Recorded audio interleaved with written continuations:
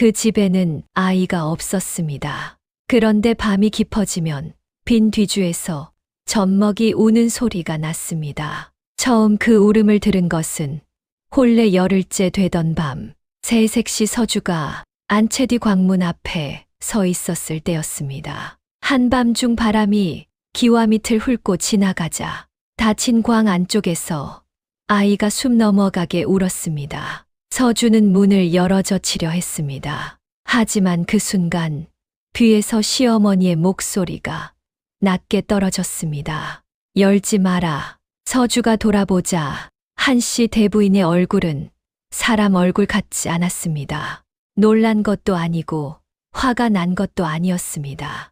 오래 참고 눌러둔 것이 다시 살아났을 때 사람 얼굴이 어떻게 식는지 그날 서주는 처음 보았습니다. 그 뒤주는 밤에 열면 안 된다. 그런데 이상한 것은 그 다음이었습니다. 아이 울음은 분명 광 안에서 나고 있었는데 문을 열어본 사람마다 말했습니다. 안에는 아무것도 없다. 오늘 들려드릴 이야기는 아이 없는 집의 빈 뒤주에서 왜 밤마다 젖먹이 울음이 새어나왔는지, 그리고 한겨울 밤 한 집안이 문 하나를 닫아둔 대가를 얼마나 오래 치러야 했는지에 대한 이야기입니다. 이야기 시작하겠습니다. 1장 닫혀있는 광. 서주가 정가댁으로 들어온 날은 초겨울 초입이었습니다. 들판에는 아직 걷어들이지 못한 볏짚 냄새가 남아 있었고 마당 한복판 감나무에는 마른 잎 몇 장이 끝까지 매달려 있었습니다. 정가댁은 겉으로 보기에는 아직 큰 집 티를 잃지 않았습니다. 대문짝은 무겁고 사랑채 기둥은 반들거렸고 안채 마루도 잘 닦여 있었습니다. 그런데 이상하게 비어 보였습니다. 사람 사는 기척보다 오래 참고 견디는 기척이 더 많은 집이었습니다. 서주의 남편 도현은 말수가 적었습니다. 혼례를 치르고 나서도 웃는 얼굴이 길지 않았고 밤마다 방문을 닫을 때면 꼭 한 번 바깥을 살폈습니다. 시어머니 한씨 대부인은 단정하고 단호한 여자였습니다. 머리카락 한 올 흐트러지지 않았고 식사상에서도 말을 아꼈습니다. 며느리를 미워하지는 않았지만 따뜻하게 감싸 안는 법도 없었습니다. 집안일을 익히던 사흘째 되는 날, 서주는 안채 뒤 관간 앞을 지나갔습니다. 문은 굵은 빗장으로 잠겨 있었고 그 앞에는 이상하게도 큰 뒤주 하나가 놓여 있었습니다. 뒤주는 비어 있는 것이 눈에 보일 정도로 낡아 있었고 나무판 여기저기에 오래 쓸린 자국이 남아 있었습니다. 가을 거지 끝난 집이라면 뒤주가 귀할 법도 한데 그 집은 유독 그 뒤주만 비워둔 채 건드리지 않았습니다. 서주가 무심코 물었습니다. 저 뒤주는 왜 광 앞에 내놓고 쓰지 않으세요? 불례의 손이 아주 잠깐 멈췄습니다. 불례는 안채에서 가장 오래된 사람이었습니다. 저건 손대는 거 아닙니다. 비어 있는데도요. 그때 뒤에서 한씨 대부인이 지나가며 말했습니다. 비어 있는 것에도 손대지 말아야 할 때가 있다. 그날 밤 서주는 잠들기 직전 이상한 냄새를 맡았습니다. 쌀겨처럼 고소한 냄새가 아니라 오래된 나무와 식은 젖이 한데 섞인 냄새였습니다. 그 냄새는 잠깐 왔다가 사라졌습니다. 2장 첫 번째 울음. 혼례 열흘째 되던 밤 서주는 잠결에 아이 우는 소리를 들었습니다. 처음에는 꿈인 줄 알았습니다. 숨이 짧고 가늘어서 더 애가 끓는 울음이었습니다. 그 집에는 아이가 없었습니다. 그래서 더 또렷하게 들렸습니다. 서주는 벌떡 일어나 문을 열었습니다. 마당은 달빛에 젖어 있었고 기와 끝에서는 서리가 천천히 내리고 있었습니다. 울음은 안채 뒤쪽 관간이 있는 쪽에서 나고 있었습니다. 서주가 그리로 걸음을 옮기자 도현이 놀란 얼굴로 다가왔습니다. 어디 가시오? 못 들으셨어요? 아이가 울어요. 도현의 얼굴이 딱딱하게 굳었습니다. 그는 곧바로 아니라고 하지 않았습니다. 그 침묵이 이상했습니다. 광에 놓인 빈 뒤주 쪽에서 울음이 새어나오고 있었습니다. 작은 몸이 안쪽 벽을 긁듯 떨리는 울음이었습니다. 서주는 저도 모르게 빗장을 잡았습니다. 그때 뒤에서 한 시대 부인의 목소리가 떨어졌습니다. 열지 마라. 아이가 우는데 어떻게 안 열어요? 그 안에는 아이가 없다. 도현이 서주의 손목을 잡았습니다. 이 집에서 밤울음은 못 들은 척 하시오. 그 말은 부탁도 경고도 다 섞인 목소리였습니다. 서주가 망설이는 사이 울음은 갑자기 멎었습니다. 아주 깨끗하게 마치 애초에 없던 소리처럼 끊겼습니다. 광 앞에는 서리만 내리고 있었습니다. 그날 밤 서주는 끝내 다시 잠들지 못했습니다. 사람 귀는 때로는 눈보다 먼저 진실을 듣는다는 것을 알게 되었습니다. 3장 손톱 자국. 다음 날 아침 서주는 일부러 광간 쪽으로 나갔습니다. 대낮의 광은 너무 조용해서 밤의 울음이 거짓말 같아 보일 정도였습니다. 불레와 길상이 자리를 비운 틈을 놓치지 않았습니다. 뒤주 뚜껑은 겉보기보다 무거웠습니다. 양손으로 힘을 주자 나무가 오래 삭은 소리를 내며 천천히 올라갔습니다. 안은 정말 비어 있었습니다. 그런데 서주가 허리를 숙여 더 안을 들여다보는 순간 목 안쪽이 싸해졌습니다. 뒤주 안쪽 벽에 가느다란 긁힌 자국이 있었습니다. 짧고 여러 갈래로 모인 긁힘, 아주 작은 손톱으로 안쪽을 긁어낸 흔적 같았습니다. 그리고 바닥 모서리에는 누렇게 바랜 천조각 하나가 끼어 있었습니다. 손바닥만한 헝겊이었는데 거기에서 오래된 시큼한 냄새가 났습니다. 그때 뒤에서 낮은 기침 소리가 들렸습니다. 길상이었습니다. 이 집 곳간과 광을 맡아온 늙은 집사였습니다. 새댁이 거긴 왜 엽니까? 밤에 소리가 나서요. 나무가 삭으면 바람에도 울고 쥐에도 웁니다. 쥐 소리는 아니었어요.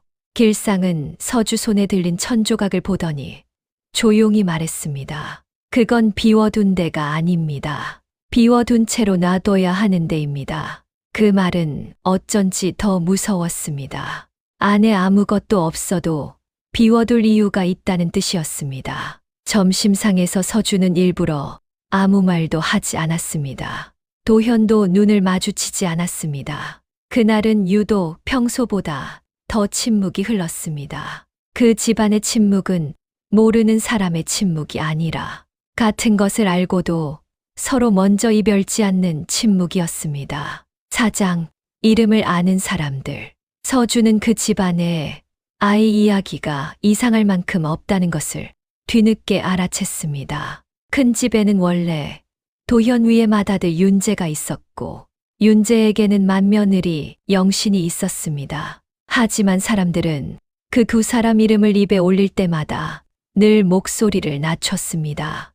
우물가에서 불레가 먼저 입을 열었습니다. 맏도련님은 병으로 먼저 갔고 맏며느리는 그보다 조금 뒤에 갔지. 아이도 있었다고 들었어요. 불레의 손등이 물 위에서 잠깐 멈췄습니다. 있었지. 그 애는 이름도 없었나요? 해 뜨기 전에 가면 이름 붙일 틈도 없는 법이다. 그날 오후 서주는 마을에서 아이 받는 일로 이름난 늙은 산파 매월할미를 찾았습니다.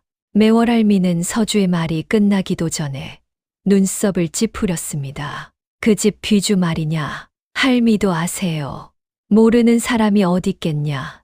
다만 모르는 척할 뿐이지. 할미는 한참 뒤에야 입을 열었습니다. 그 집 사람들 가운데 그냥 나쁜 사람은 하나도 없다. 근데 다들 한겨울 밤을 잘못 건너왔어. 돌아오는 길에 서주는 발을 멈췄습니다. 들길 끝에 정가댁 지붕이 보였습니다. 기와 위에 까마귀 한 마리가 앉아 있었고 연기도 나지 않는 굴뚝이 하늘에 검게 서 있었습니다. 서주는 문득 그 집이 사람이 사는 집이 아니라 무언가를 막 덮어놓은 무덤처럼 보였습니다. 그냥 나쁜 사람은 하나도 없다. 그 말이 오히려 더 무서웠습니다. 아이 하나가 죽는데 악인이 필요하지 않았다는 뜻이니까요.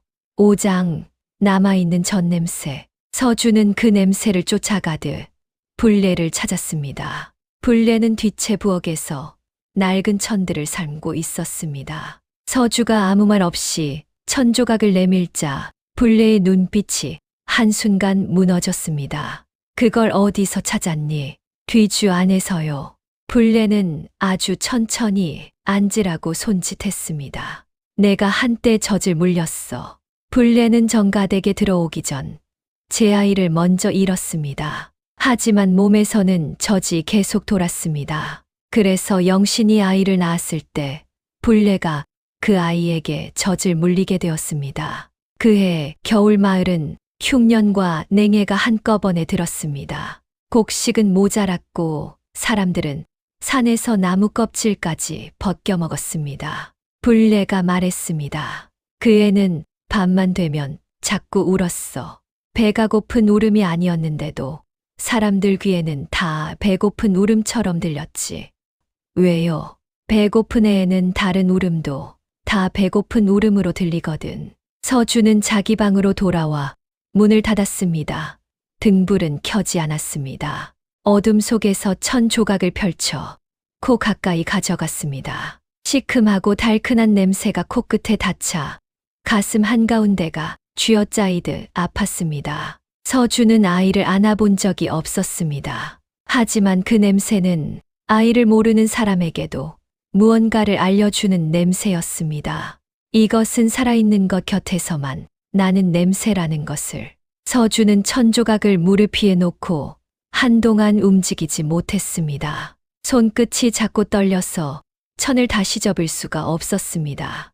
6장 도현. 서주는 그날 이후 일부러 도현을 살폈습니다. 도현은 평소 광 앞을 거의 지나지 않았습니다. 지나가야 할 일이 생기면 발을 조금 빨리 옮겼고 뒤주 쪽으로는 눈길조차 주지 않았습니다. 그러던 어느 저녁 서주는 안채 뒤를 지나다가 광문 앞에 도현이 서 있는 것을 보았습니다. 서주는 기둥 뒤에 몸을 숨겼습니다. 도현은 뒤주 앞에 쪼그려 앉아 아주 천천히 뚜껑이에 손바닥을 얹었습니다. 열려는 것도 누르는 것도 아니었습니다. 안에 있었던 무언가를 손으로 기억하려는 것처럼 한참 그러고 있었습니다. 어깨가 한 번 떨렸습니다. 오래 참은 사람이 내는 떨림이었습니다. 며칠 뒤 서주는 먼저 입을 열었습니다. 마청님 아이는 어디서 죽었어요? 왜 그걸 묻소? 뒤주 안에 젖냄새 밴 천이 있었어요. 안쪽에 아이 손톱 같은 자국도 있었고요. 며칠 전 저녁에 당신이 뒤주 앞에 앉아 있는 걸 봤어요. 도현의 얼굴이 돌처럼 굳었습니다. 그는 피곤한 사람처럼 눈을 감았다 뜨고 나서야 말했습니다. 그해 겨울엔 이 마을 전체가 미쳐 있었소. 곡식이 모자라면 먼저 약한 데가 흔들리지. 그 밤 뒤로 이 집에선 누구도 제대로 잠든 적이 없소. 당신은 뭘 봤어요? 보고도 모르는 척한 게 더 많았소. 서주는 그날 더 캐묻지 않았습니다. 하지만 알았습니다. 그는 뒤주를 무서워하는 것이 아니라 그 밤에 자기 손을 무서워하고 있다는 것을. 7장 대문 밖의 여자. 정가댁에는 이상한 버릇이 하나 있었습니다. 겨울이 오면 한씨 대부인이 새벽마다 죽을 쑤었고 그 죽을 대문 밖 낮은 도리에 놓고 왔습니다. 서주가 물었습니다. 밖에 누구 오나요? 겨울밤 대문 밖에는 늘 배고픈 것이 있다. 그날 저녁에 해진 두루마기를 둘러쓴 젊은 여자가 대문 앞에 나타났습니다. 품에는 아주 작은 아이를 안고 있었습니다. 아이는 울음도 없어서 입술만 파르르 떨고 있었습니다. 길상이 먼저 쫓으려 했습니다. 그 말 끝이 유난히 날카로웠습니다. 마치 다른 무언가를 다시 듣지 않으려는 사람 같았습니다. 한씨 대부인이 나와 죽그릇을 그 여자 손에 쥐어 주었습니다. 아이가 엄마 품에서 죽을 한두 숟갈 삼킨 뒤에야 아주 작게 울었습니다. 그 소리를 들은 순간 한씨 대부인의 얼굴이 잠깐 뒤틀렸습니다. 그날 밤 빈 뒤주의 울음은 평소보다 더 오래 이어졌습니다. 서주는 광문 밖에 서서 뚜껑에 손을 얹었습니다. 차가운 나무판 아래에서 작은 가슴이 들썩이는 것 같은 떨림이 손바닥을 타고 올라왔습니다. 도현이 이 자리에서 같은 나무판 위에 손을 올려놓고 있었다는 것을 떠올렸습니다. 같은 나무, 같은 떨림. 하지만 도현은 이 안에서 무슨 소리가 났는지 알고 있었고 서주는 이제야 겨우 듣기 시작한 것이었습니다. 8장, 끝내 다 못한 말. 서주는 다시 매월 할미를 찾았습니다. 뒤주 안에서 찾은 천조각을 품에 넣고 갔습니다. 매월 할미는 그것을 보자마자 얼굴을 돌렸습니다. 이제는 할미가 말해 주셔야 해요. 할미는 한참 뒤에야 입을 열었습니다. 그날 영신은 피가 많이 났다. 먹을 것을 달라고 대문 두드리는 소리가 밤새 이어졌다. 집안 사람들은 안채에 산모가 있다는 것도 숨기고 싶었고 남은 곡식이 있다는 것도 숨기고 싶어 했지. 서주가 낮게 물었습니다. 아이를 뒤주에 넣었나요? 처음엔 잠깐이라 했다. 바깥 소리가 잦아들 때까지만 아이 소리를 가리자고 했지. 매월 할미는 서주가 가져온 천조각을 받아들었습니다. 거칠어진 손이 천을 펴자 안쪽에 아주 작게 수놓인 글자가 보였습니다. 온. 서주는 숨을 멈췄습니다. 이게 이름이었나요? 영신이 배 안에서부터 그렇게 부르던 이름이다. 겨울이 아무리 독해도 그 아이 하나는 따뜻하게 오게 하겠다고. 그래서 온이라 불렀지. 매월 할미가 떨리는 목소리로 마지막 말을 꺼냈습니다. 그날 뒤주 뚜껑 닫히는 소리를 내가 들었다. 그리고 영신이 나중에 깨어 울면서 한 말을 아직도 잊지 못한다. 아이가 거기를 추호하지 않겠느냐. 서주는 손끝이 얼어붙는 것 같았습니다. 이 집에서 울고 있는 것은 이름 없는 귀신이 아니라 한 번 불린 이름을 끝내 불러주지 못한 사람들의 죄였습니다. 9장, 길상. 그날 밤 서주는 도현에게 모든 것을 말했습니다.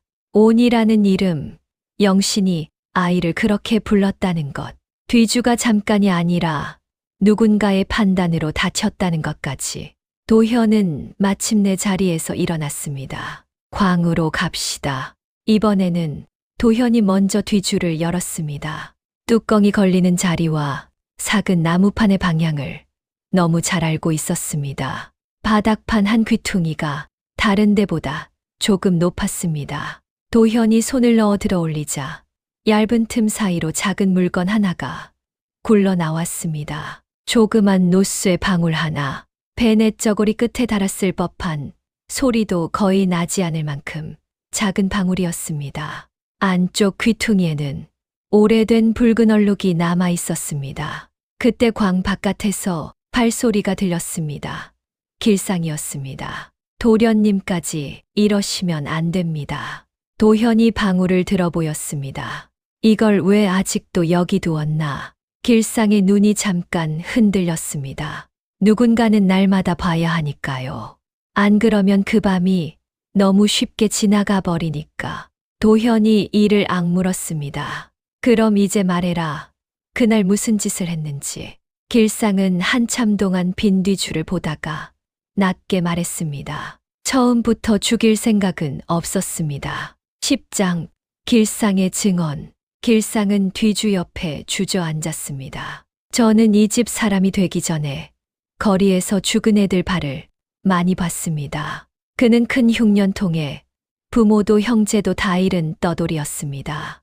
제일 먼저 죽은 것은 누이였고 그 다음은 막내 남동생이었습니다. 둘 다 배가 고파 밤새 울다가 아침에 식었다고 했습니다. 배고픈 아이 울음은 사람을 미치게 만듭니다. 그해 겨울 정가댁도 거의 바닥이었습니다. 남은 쌀은 종자와 약용으로 아껴둔 것이 전부였고 바깥에서는 하루가 멀다 하고 사람들이 대문을 두드렸습니다. 그때 제가 그랬습니다. 잠깐만 뒤주에 눕히자고. 이불을 깔고 뚜껑을 덮으면 바깥에서 소리를 못 들을 거라 생각했습니다. 잠깐이라면서요. 정말 잠깐일 줄 알았습니다. 매월 할미는 안 된다고 말했지만 밖에서 대문이 흔들리는 소리가 더 컸습니다. 굶주림이 사람을 어디까지 바꾸는지 봤기 때문에 그날은 집안 식구들 얼굴이 먼저 떠올랐습니다. 도현이 낮게 물었습니다. 뚜껑을 바로 열면 됐잖아. 길상은 처음으로 눈을 감았습니다. 뚜껑이 생각보다 무거웠습니다. 조금만 더 있다 열자고 했습니다. 그 조금만 더라는 말이 사람 하나를 죽인다는 것을 그는 그때는 몰랐다고 했습니다. 하지만 서준은 알았습니다. 모르는 것과 늦게 아는 것은 다르다는 것을. 11장 한씨 대부인. 길상 이야기가 끝났을 때 광문 바깥에서 기침 소리가 들렸습니다. 한씨 대부인이었습니다. 길상만의 일은 아니다. 한씨 대부인은 뒤주 앞에 서서 뚜껑 가장자리를 손으로 쓸었습니다. 그날 아이를 뒤주에 눕히자 한 건 길상이 먼저였지만 닫아두자 한 건 나였다.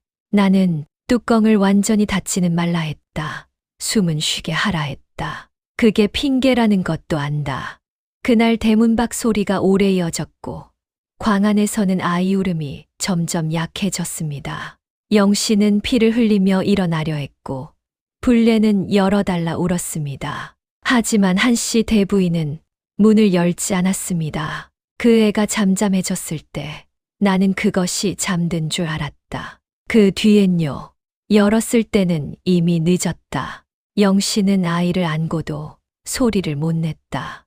영씨는 며칠을 더 버텼지만 아이를 잃은 뒤 전 냄새만 맡아도 떨었고 누가 문을 닫기만 해도 숨이 막힌다 했습니다. 산후열이 겹쳐 결국 세상을 떠났습니다. 나는 그날 문 하나를 닫고 이 집안의 시간을 통째로 그 안에 가두었다. 그 말이 끝나기도 전에 도현이 광기둥을 붙잡았습니다. 얼굴빛이 흙처럼 식었습니다. 나도 거기 있었소. 나는 12살이었고 길상이 조용히 하라 하면 조용히 하면 되는 줄 알았소. 안에서 아이가 움직일 때마다 나무판이 덜컹거렸지. 길상이 내게 그걸 누르라 했소. 밖에서 들키면 다 같이 죽는다고. 서주의 심장이 차갑게 내려앉았습니다. 나는 힘껏 누르진 않았소. 근데 손을 떼지도 않았소.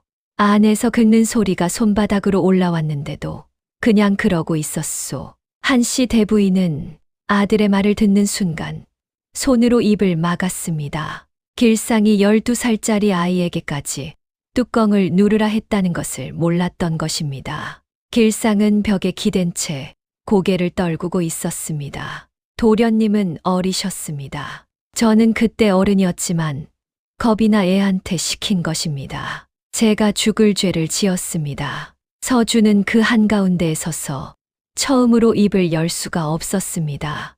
남편의 12살짜리 손이 아이 울음을 누르고 있었다는 말 앞에서는 질문도 분노도 멈춰버렸습니다. 서주는 광에서 나왔습니다. 자기 방으로 돌아가 문을 닫았습니다. 등불조차 켜지 않았습니다. 어둠 속에서 벽에 등을 기대고 바닥에 주저앉았습니다. 손바닥을 무릎 위에 펴놓고 도현이 했던 말을 떠올렸습니다.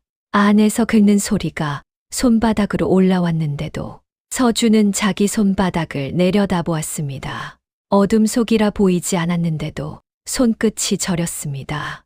목구멍 안쪽이 꽉 막혀서 숨이 짧아졌고 눈에서는 소리 없이 물이 흘렀습니다. 서주는 그것을 닦지 않았습니다. 이 집에 시집 와서 처음으로 알지 말았어야 할 것을 알아버린 사람의 무게가 양 어깨를 짓눌렀습니다. 한참 뒤 서주는 젖은 얼굴 그대로 일어섰습니다. 옷매무새만 한 번 여미고 방문을 열었습니다. 마당 건너 광 앞에는 아직 불빛이 새어나오고 있었습니다. 서주는 다시 그쪽으로 걸어갔습니다.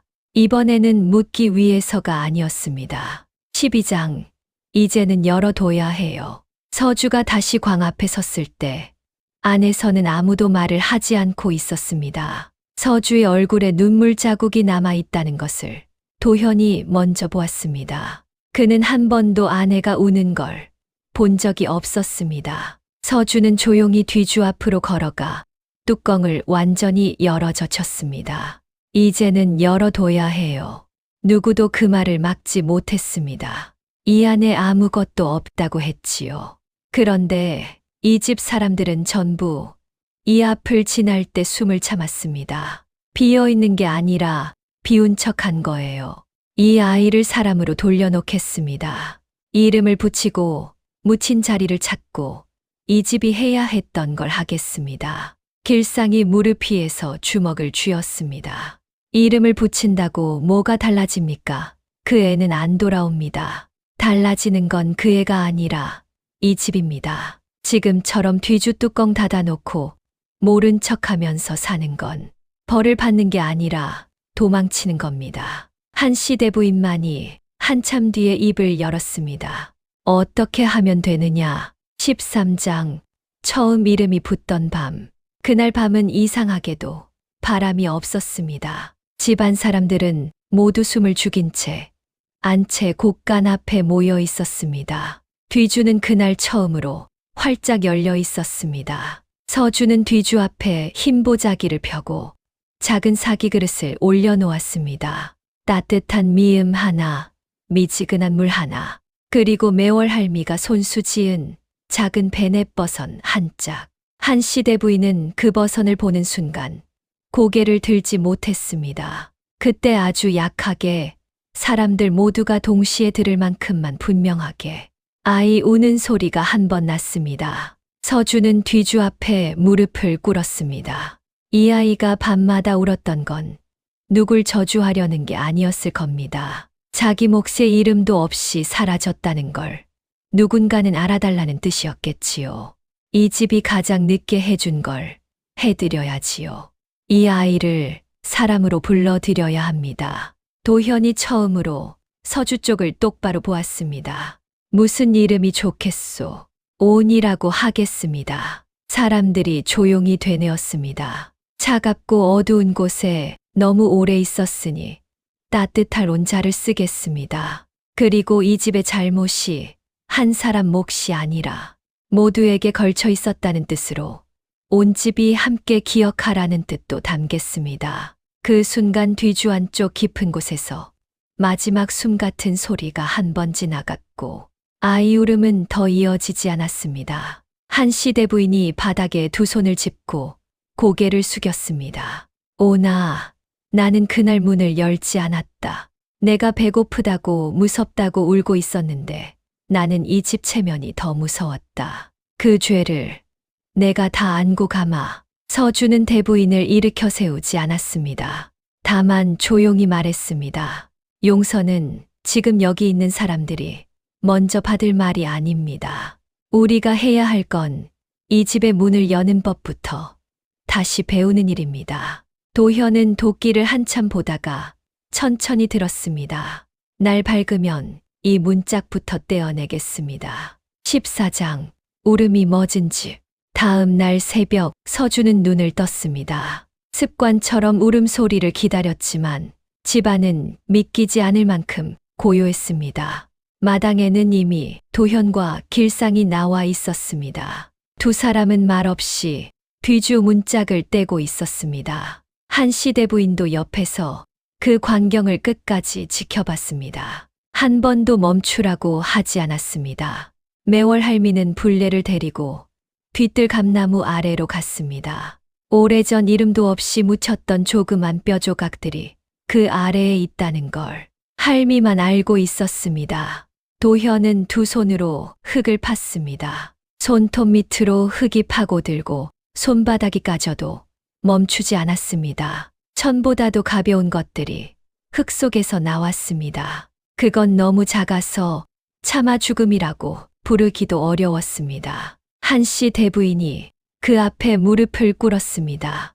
내가 너를 사람으로 대하지 못했다. 그러니 이제라도 사람으로 모시겠다. 집안 사람들은 감나무 아래 작은 봉분을 만들었습니다. 나무 폐에는 두 글자만 적혔습니다. 오나기. 길상이 불례 옆에 섰습니다. 광 안에서 이름을 붙인다고 뭐가 달라집니까? 라고 했던 사람이 봉분 앞에서는 한참을 말없이 서 있다가 무릎을 꿇었습니다. 오나 그 한마디뿐이었습니다. 이름을 부른 것 자체가 길상의 대답이었습니다. 그날 저녁 길상은 대문 빗장을 걸다가 멈췄습니다. 손에 빗장을 쥔 채 한참을 서 있었습니다. 그리고 빗장을 내려놓았습니다. 아무도 그 장면을 보지 못했습니다. 하지만 다음 날 아침 대문이 열려 있는 것을 본 사람들은 누구도 묻지 않았습니다. 며칠 뒤 도현이 서주에게 물었습니다. 당신은 아직도 이 집이 두렵소? 서주는 감나무 아래를 보았습니다. 봉분한 물그릇이 아침 햇빛을 받아 작게 반짝였습니다. 두렵지 않다면 거짓말이겠지요. 하지만 더 무서운 건 울고 있는 걸 들었는데도 못 들은 척하는 집입니다. 그건 이제 끝내야 합니다. 그날 밤 모든 사람이 일부러 귀를 기울였습니다.